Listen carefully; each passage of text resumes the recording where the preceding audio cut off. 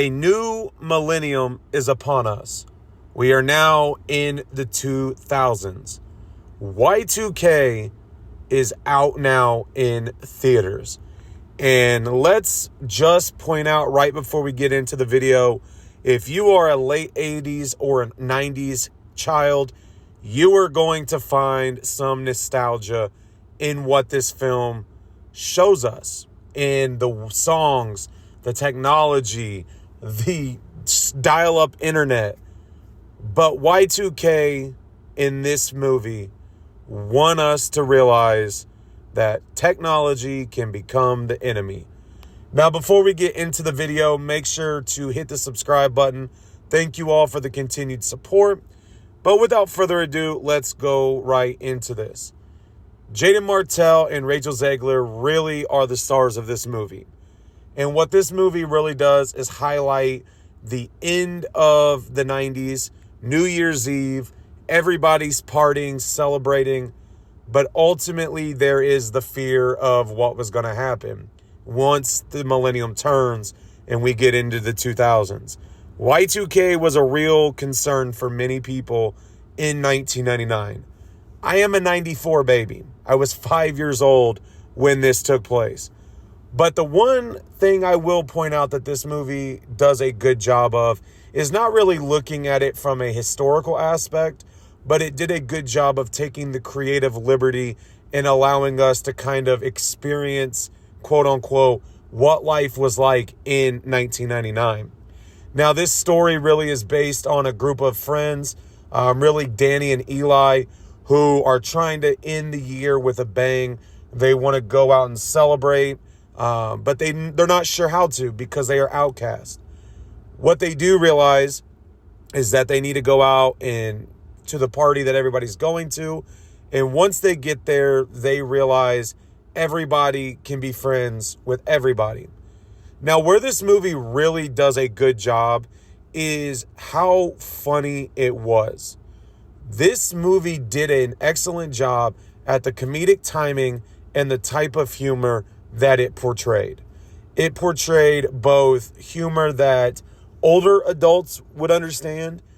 In our theater, we did have an older couple that really were laughing at many different scenes that, in my personal opinion, I didn't know if they would get or how they would react to it. But then it also has that teenage comedy vibe that really allows you to just sit back, laugh, and enjoy the movie. Now we get into the whole theme of the film, and that is the Y2K phenomenon where the world was going to change and Y2K was a real threat. The group of outcasts that forms after this party, they must defeat the technology that is building up that killed their friends, and they must save the town of Crawford that they live in. Now, I mentioned the comedic timing and the comedy. That really saved this movie in many ways.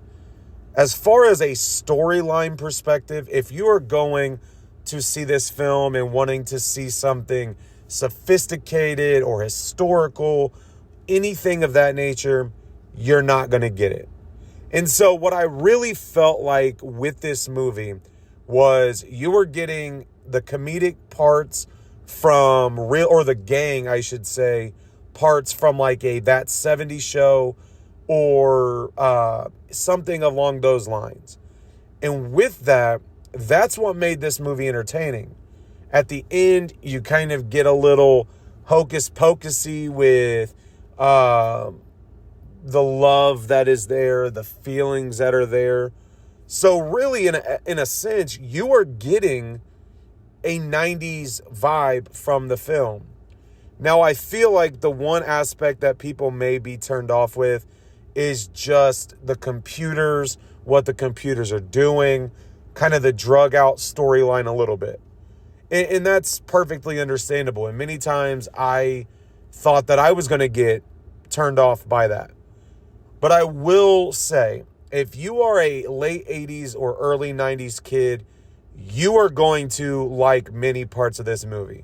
From the music to the story to the friend groups and how you used to be friends with people and how close you were with them. I feel like that really puts this movie over the edge. Now, the storyline is there. You see that the group has to defeat the technology and defeat the computers to save the town.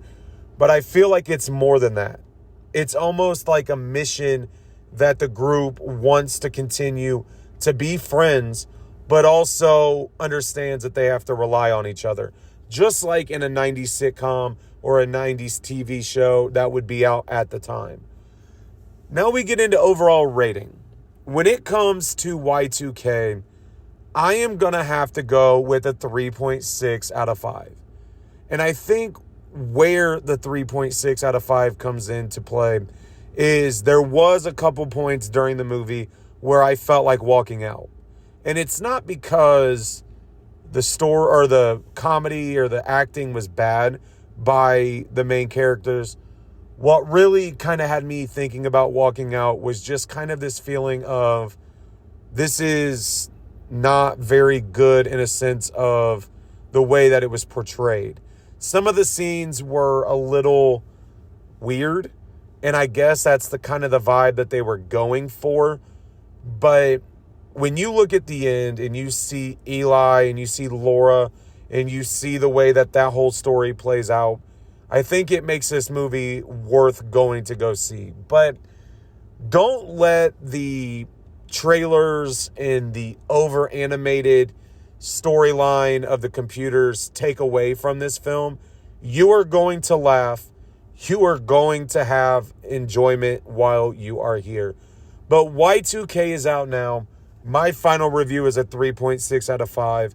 This is definitely, when it comes out on digital, a movie that I will purchase to watch it again. A24, like I've said in many reviews, is one of my favorite companies out that makes videos, or movies, I should say. But Y2K is out now.